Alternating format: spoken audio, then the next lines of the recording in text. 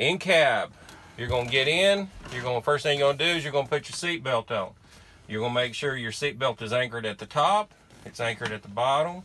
Your latch is good and secure. There's no tears or frays in your seat belt. You're going to come up top, and you're going to check your sun visors. They're not hanging and dangling. They're good working order. Highway horn works. Your windshield has no cracks or illegal stickers on it. Your windshield wiper blades look good. They're not torn. There's no debris on your dash that's going to fly up and block your view. Your right mirrors and window are free of any obstructions. There's no cracks or illegal stickers on the window or the mirrors.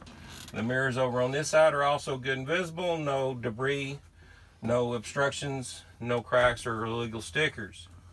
My steering wheel has no more than 10% play on a 20-inch wheel. Once you do that, you're going to reach down, you're going to turn the key on.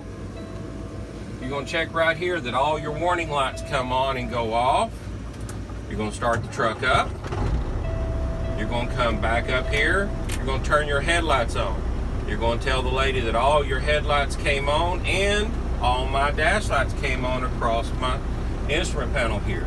Once you do that, you're going to call off all your gauges. You're going to say my oil temperature is running at 125 degrees. My oil pressure is running at 60. My volts are running at 14. My water temperature is running at 125. My tach is running at 6. My speedometer will work once we get going. My primary and secondary are both sitting at 120. My fuel's a little low. My brake application gauge does work. My boost will work under a load, and my suspension load is at 20. Then you must tell her all my gauges are in normal positions. They're all working fine. Drop down, you're going to turn your hazards on. My four-ways is what I call them. My four-ways are working. Since I've seen those come on, I'm going to make these come on. My right turn signal works. My left turn signal works. My high beam and low beam both work. My washer and wipers work. My windows go up and down. The last thing I checked when I was over here was my hazard. So I'm going to drop down. My fan speed works. My hot and cold works. You must check your defroster. It works. Check your air lines right here. These are your service handles. If I start the test without making sure both of these are out, I could possibly fail the test. So I'm going to check and make sure they're both out and in good working order. When I lean back just in, my hand automatically goes to my shifter. I check to make sure that it is good and secure, it's not bent. I check my clutch pedal, my brake pedal, my accelerator. Once I do that, now I tell her, all right, I'm going to do my air brake test. So, to do your air brake test, the first thing you do is turn the engine off, turn it back to the on position. My air lines, well, now that it's on, they do show and they're working.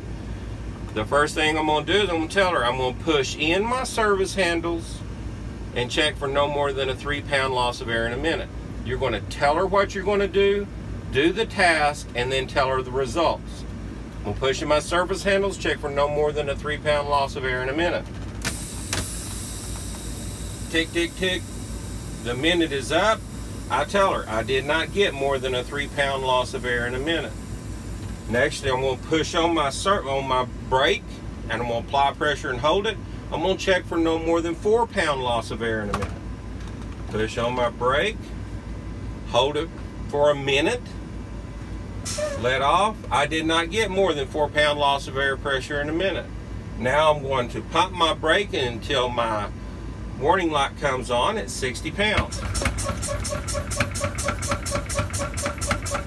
My warning light came on at 60 pounds. I'm going to continue pumping the brake until my service handles pop out between 20 and 40 pounds.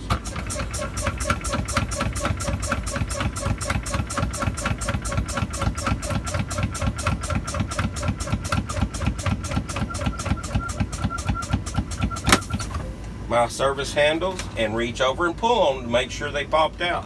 My service handle's popped out between 20 and 40 pounds. Now I'm going to start the truck up, raise my RPMs up to 15 to 1800 RPMs.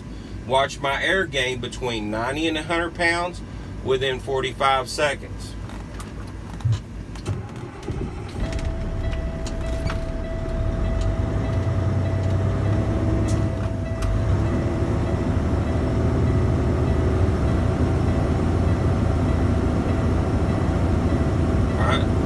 Watching my air gain.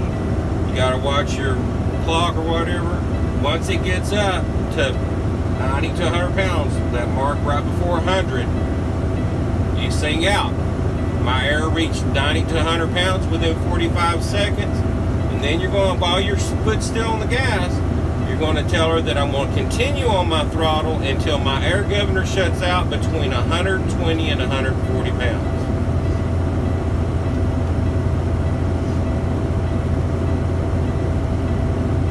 On this air brake test, you cannot do anything out of order.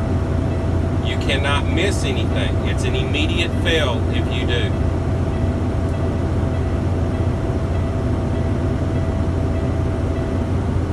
My air reached 90 to 100 pounds within 45 seconds. I'm going to continue on the throttle until my air governor shuts off between 120 and 140 pounds.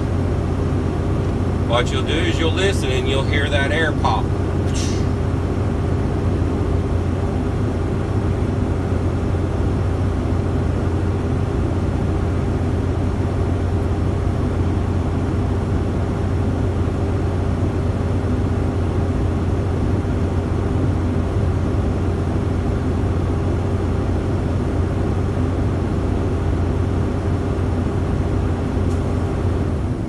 Governor shut off between 120 and 140 pounds. Now I'm going to do a trailer tug up to make sure that my trailer brakes are holding. Push your parking brake in, grab a low gear there, ease off your clutch, do a little tug. Alright, we didn't roll, my trailer brakes are holding. Now I'm going to check my tractor brake. Apply your tractor brake, release your trailer brake, do another little tug, leaving it in gear the whole time. My tractor brake's held. The last thing I'm going to do is I'm going to pull forward approximately 5 miles per hour, push my clutch in, hit my brake, make sure that my tractor brakes in a straight line. It does not pull left or right, indicating a faulty brake. Ease off. Push it in, hit your brakes. My tractor did not pull left or right, indicating a faulty brake. Put it in neutral, set your parking brake. My end cap is complete. You can go ahead and kill your video.